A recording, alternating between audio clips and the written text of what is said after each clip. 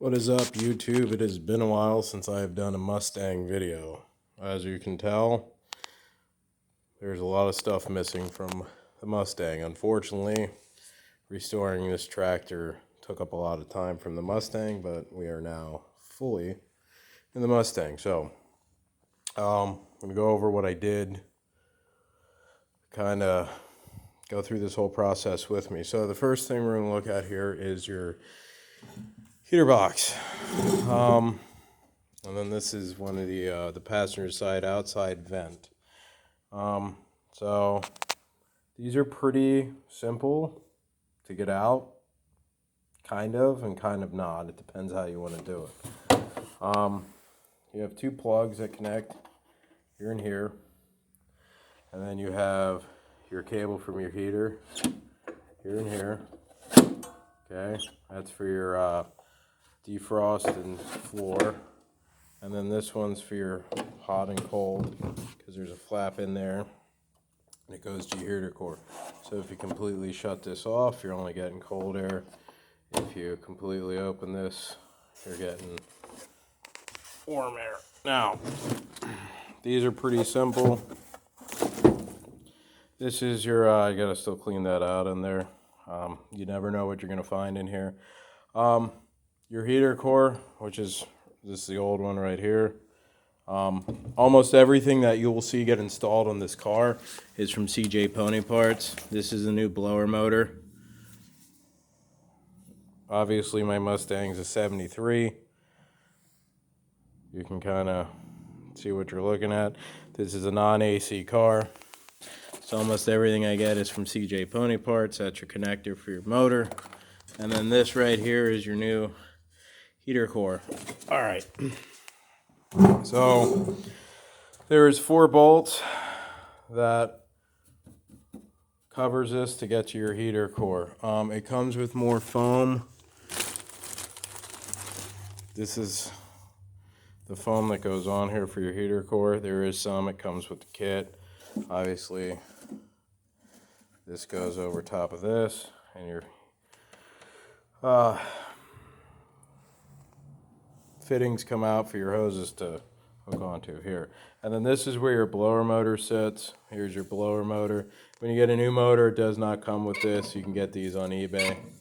But as you can tell, this is not happy. It squeals when it runs. I could have probably shot oil in it and put it back on, but while we're here, you might as well do it. So this is the heater box. It is a little complicated. It's more of a pain in the butt than anything. These are your mounting bolts. They mount to the firewall. 1, 2, 3. So after you get your clips and your wires disconnected, you have to go to the firewall.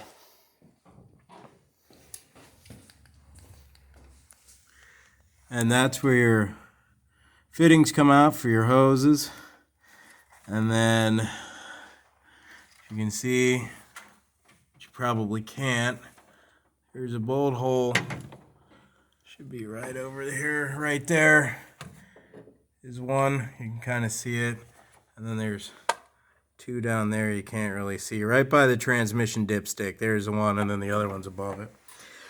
So you loosen those, and that is how you get, and then obviously your 2 hoses here and here. One goes to the right off the thermostat, the other one returns to the water pump housing. So once you take those 2 out, it'll detach from the firewall. Obviously, whoever had this car before me, floor pans are not in good shape. We'll go over that in a second. So we could not get this out without loosening the dash. So down here, here's a bracket. It's the same thing on the other side. There's 2 bolts that sit in here. See how the whole dash is loose? There's one that sits right here. I believe they're 1/2 inch. And you got to disconnect the 2 that runs into the dash from the speaker. And it's the same thing over there. And this support brace here that goes up to the firewall. Once you get that out, you can lift this dash up enough to slide the heater core out the bottom of the car. Now, fortunately, Mustangs tend to have a rust problem at the firewall. Mine is actually pretty clean. I pulled that insulation away, and then your heater motor goes right up into there. All right, so that is essentially how you do your heater core removal. So now we'll go on to your interior removal. Obviously, I took the dash pad off too. That's held on by 2 bolts, one there and one on the other side. The dash pad's right there. And then the rear seats, the bottom comes out, and then the back is held in by 2 bolts, one there and one there. You can't really see, but you get the gist of it. Okay, so to get the interior out, you have to take your seats out. There's a bolt here, here, and then there's one there and one there. And that's pretty much to get each seat out. They repeat the process over there. And then you got the piece of plastic that goes around your shifter housing. And then there's 4 holes here, here, here, and here. And then there's 2 back here for your piece of plastic that sits on there, which is right here, those 2 screw holes. All right, and they're Phillips. The other ones around the shifter bezel are regular bolts. I don't know the size. I also forgot when removing the heater core, I obviously took the inside of the glove box apart to get down onto it. And I did the kick panel that I'm going to repair this one and repaint it. This is your kick panel for the passenger side. All right, so once your shifter bezel's out, both your seats are out, it's your seat belts. Your buckle goes here, and then your other one for your actual seat belt goes here. They're torque. A star bit, same thing on the other side. Once you get both of them out and your rear seats out, you got to take the forward sail panel, I believe is what the technical term is. That's held in by 1, 2, 3, 4 Phillips screws, and then that fastens your carpet to this side. Once that's out, you can start pulling it.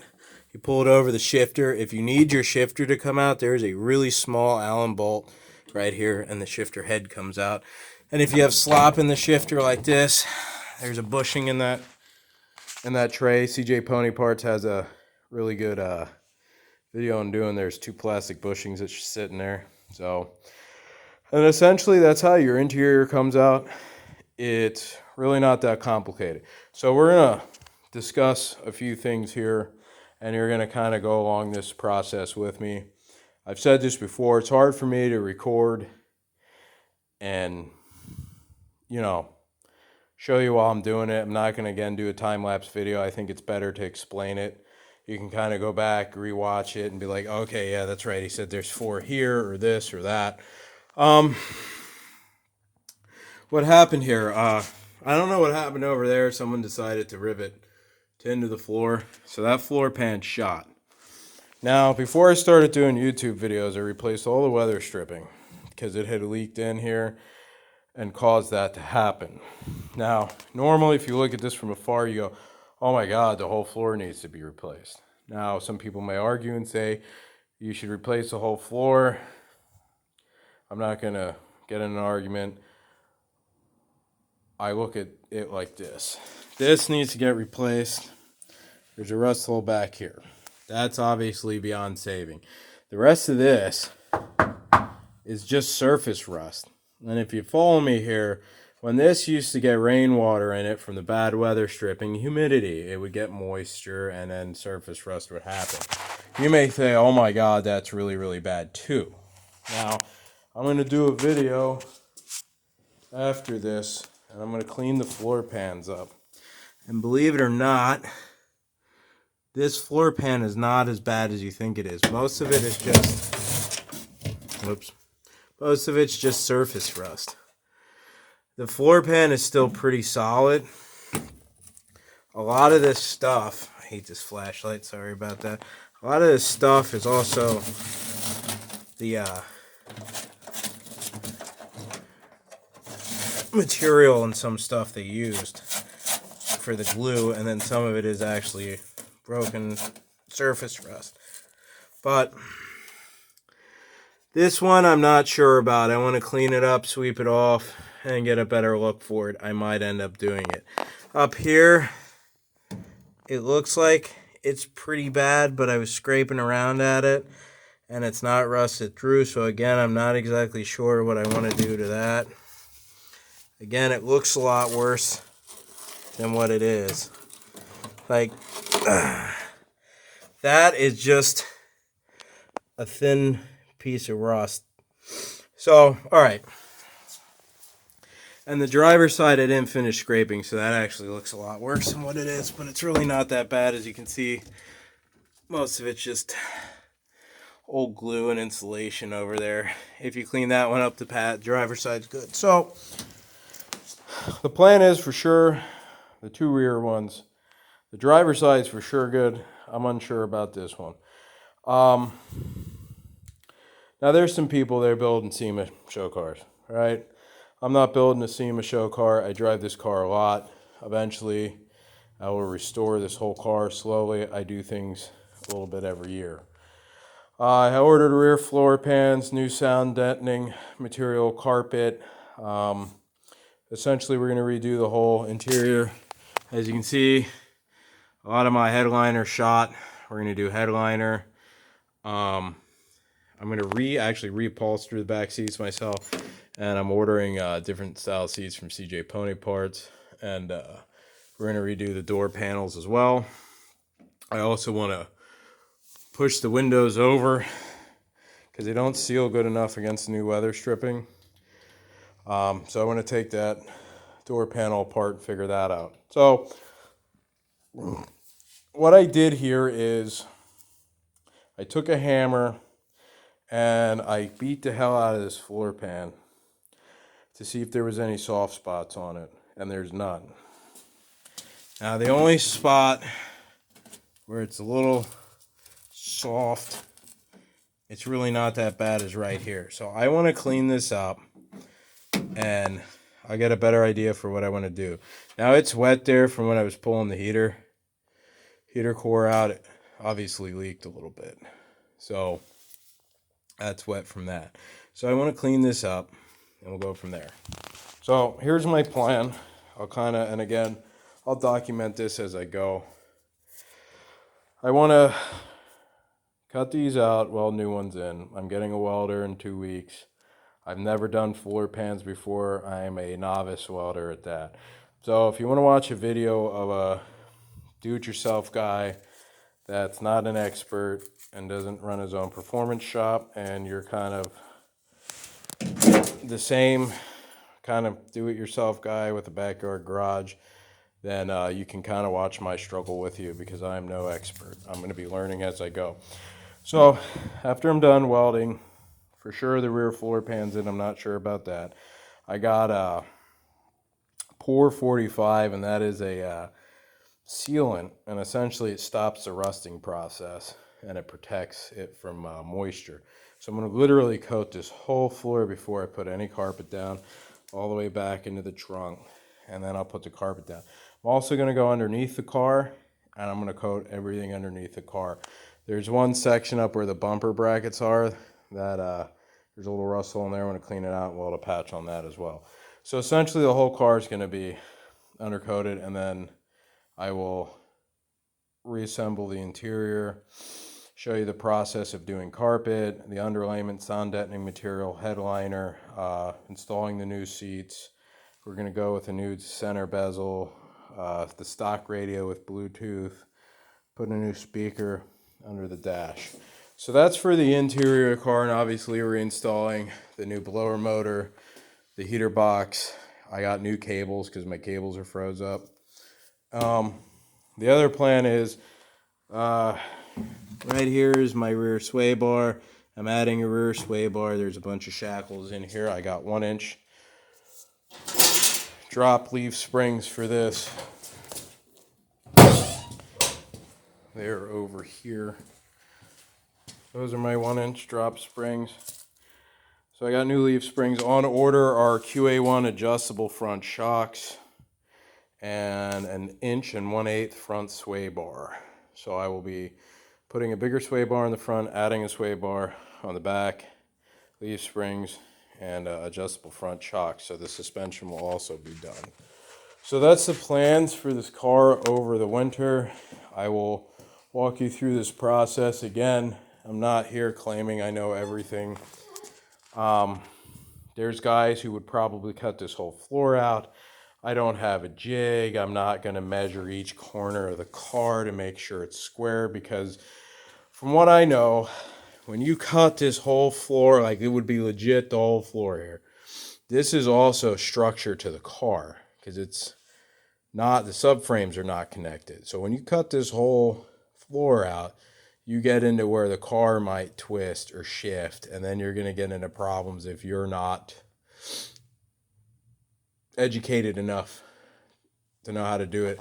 And I believe these cars also have torque boxes that play a very important part with the structural thing of the car. I know the early Mustangs did. So I am not a body technician and engineer by any stretch of the imagination, but to do one floor pan at a time, you're able to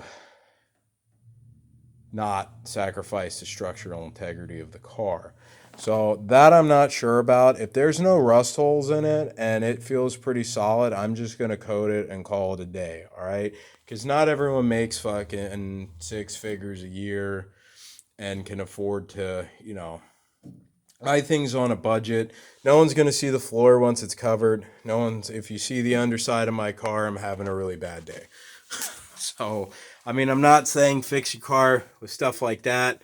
I mean, that was a horrible, that obviously floor pan shot.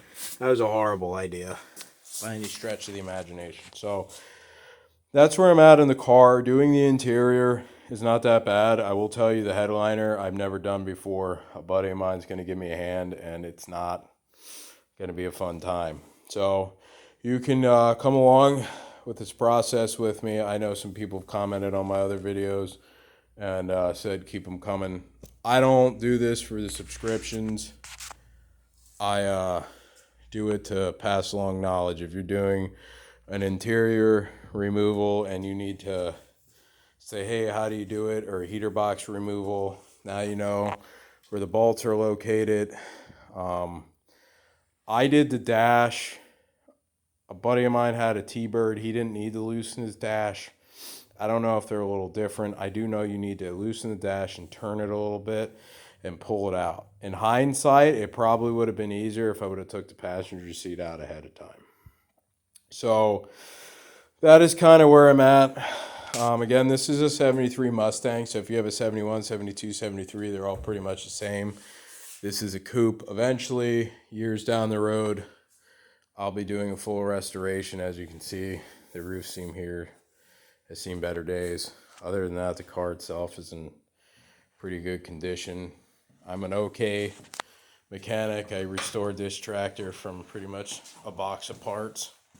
So, and if you see my earlier motors, my earlier videos, I have done a boat motor. I rebuilt the whole top end of this motor. There's a 351 Cleveland back there I have in an early video. So, you know, I'm not an expert, but I do some stuff. So, again, I hope this video helps.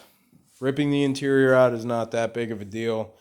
As I start to weld this, I'll give you tips on what I did. I'm sure I will make mistakes. I will do my best on telling you how to set the welder, what welder I'm using. Again, almost all the parts for this car is from CJ's Pony Parts. Some of the interior trim pieces are missing. There's one that goes right back there. And then there's quarter trim that goes on this side of the quarter. That's missing. CJ's Pony Parts does not sell that, but they do sell it on eBay.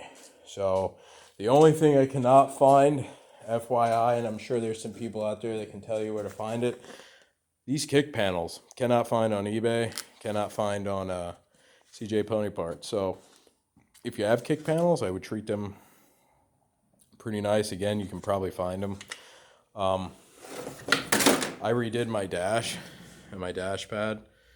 Like I sanded it and I sprayed it and I cleared it with special interior clear coat. I think I still have it somewhere on my cart. There you go. Back to Black Restore. So it's made by Mothers. I think they sell it at AutoZone. And then here's one of your quarter trim pieces that I was talking about.